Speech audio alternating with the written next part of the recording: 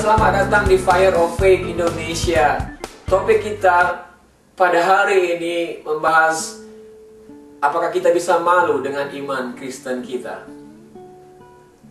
Beberapa bulan terakhir ini saya dan istri saya sedang mengajar anak saya yang paling tua untuk mengendarai mobil. Sistem di negara ini untuk mengendarai mobil dan mendapatkan driving license harus ada jam terbang 120 jam. Jadi anak saya harus belajar mengendarai di samping orang yang sudah pengalaman. Jadi selama ini kesana kemari saya banyak menjadi co-pilot, menyerahkan kendali kepada anak saya, dan dia jago mengemudi mobil. Tapi bagi saya, saudara, yang biasanya mengendarai mobil, khususnya membawa keluarga kesana kemari, ini merupakan tantangan karena secara nature saya tidak mau memberikan kendali atau melepaskan kendali kepada orang lain.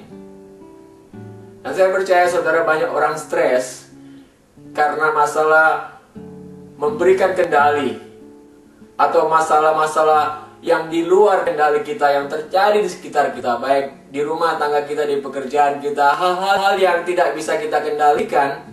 Itu membuat kita stres karena nature kita itu ingin semuanya itu kita kendalikan, aman, damai, ya enggak?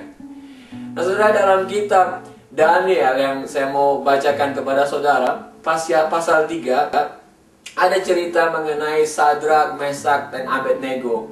Mereka orang Israel yang tinggal di negara Babel dalam pembuangan. Dan di negara Babel itu rajanya membangun satu patung emas dan memerintahkan supaya seluruh penduduk Babel itu menyembah patung emas ini. Dan ketiga orang ini, Sadrak, Mesak, dan Abednego, kedapatan mereka tidak melakukan perintah raja. Akhirnya mereka dilaporkan ke raja, dan raja sekali lagi meminta mereka untuk menyembah patung ini. Namun mereka tetap menolak, saudara. Mereka katakan dalam dialognya dengan raja di ayat 17 dan 18, saya bacakan kepada saudara.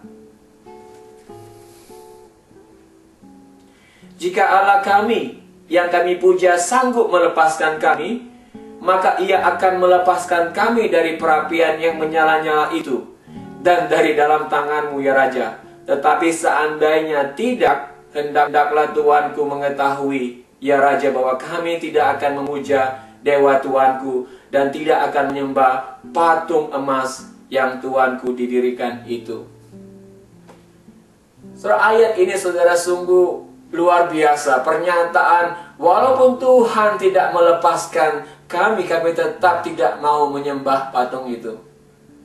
Saudara, betapa mereka sudah belajar untuk melepaskan kendali mereka dan memberikan kepada Tuhan dalam situasi yang seperti ini. Dan puji Tuhan, saudara, kita tahu ceritanya, mereka dibebaskan dari perapian yang menyala-nyala itu, tidak mati walaupun dibakar. Luar biasa, ya kan, saudara? Saudara, dalam perjanjian baru juga Tuhan Yesus mengajarkan, saudara, khususnya mengenai iman kita. Kalau kita percaya kepada Yesus Kristus, bagaimana sikap kita di dalam dunia ini? Saya bacakan, saudara, dari Markus 8 ayat 38 mengenai hal ini.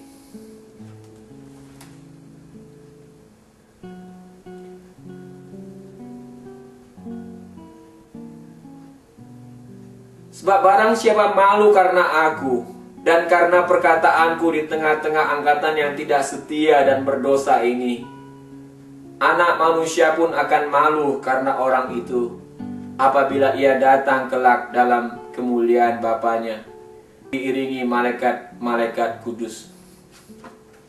Saudara, apa yang dapat kita pelajari, saudara, dari kitab ini, saudara? Kisah Sadrak, Mesak, dan Abednego. Yang jelas, saudara, mereka menunjukkan mereka tidak malu dengan iman percaya mereka. Yang saya simpulkan, saudara, iman Kristen, iman percaya kita itu adalah kebodohan bagi beberapa orang. Bahwa iman kita itu, saudara,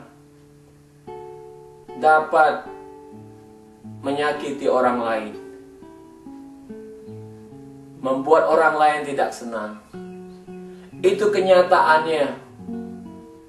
Iman kita bagi beberapa orang lain adalah kebodohan, offense bagi beberapa orang. Kenyataannya, kalau kita beriman kepada Tuhan, dunia tidak akan menyukainya.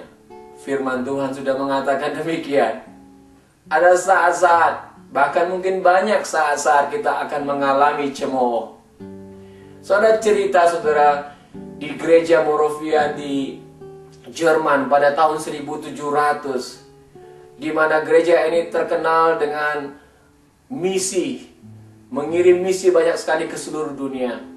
Nah, anak-anak muda di sana, saudara, memiliki hati yang membara untuk mengabarkan Injil, khususnya kepada budak-budak pada tahun 1700 itu. Dan mereka kesulitan untuk dikirim ke sana karena setiap perbudakan itu tidak akan menerima misionaris. Mereka tidak boleh memberitakan kepada para budak-budak di negara-negara tersebut. Apa yang mereka lakukan, saudara, sangat ekstrim, di mana mereka harus menjual dirinya. Mereka menjadi budak. Dan ini sangat menyedihkan bagi keluarga mereka. Pada waktu mereka berpisah dengan keluarga mereka di dermaga, keluarganya sangat sedih, saudara. Dan ketika kapal itu mulai bergerak, ada seorang misionaris muda yang berteriak, menguatkan keluarga yang ditinggalkan. Dia mengatakan di dalam bahasa Inggrisnya, "May the lamb that was slain receive the reward of his suffering. May the lamb that was slain receive the reward of his suffering."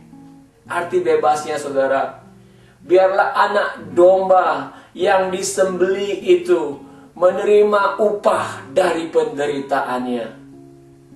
Saudara, kita senang mendapat upah kalau kita bekerja, atau juga kalau kita melayani Tuhan. Kita memikirkan bahwa akan ada mahkota kemuliaan yang kita terima dari Tuhan, ya enggak? Tetapi bagaimana dengan anak domba Yesus itu sendiri? Dia telah melakukan pekerjaan dengan bersedia menderita di kayu salib, disembelih. Apa upahnya bagi Yesus? Orang-orang Moravian ini, saudara, menangkap bahwa mereka bagian dari solusinya. Mereka mengabarkan Injil ini kepada budak-budak itu dengan harga apapun. Karena dengan demikian budak-budak ini dibebaskan, dan itu merupakan upah bagi penderitaan anak domba Allah. Saudara, di sekitar kita ada banyak perbudakan. Saudara, kita lihat teman kita, saudara kita, atau juga orang-orang di tengah-tengah dunia, kita bisa melihat, saudara, banyak perbudakan karena dosa, tidak bisa keluar dari kuasa dosa. Demikian juga kecanduan, obat-obatan, pornografi, atau juga orang yang sedang sakit, tidak bisa keluar karena sakitnya, atau juga dendam, amarah. Ada banyak di sekitar kita. Panggilannya bagi saudara dan saya adalah untuk menjadi solusi. Sebab Yesus dapat membebaskan perbudakan dalam hidup manusia. Saudara dan saya adalah solusinya. Sebab Yesus layak menerima upah dari penderitaannya di kayu salib. Saudara, di dalam Alkitab banyak orang melakukan perkara-perkara luar biasa. Kenapa mereka melakukan itu, saudara? Karena mereka melakukan hal-hal yang sederhana, dan Tuhan yang melipat gandakannya. Biarlah anak domba yang disembelih itu menerima upah daripada penderitaannya. Tuhan memberkati.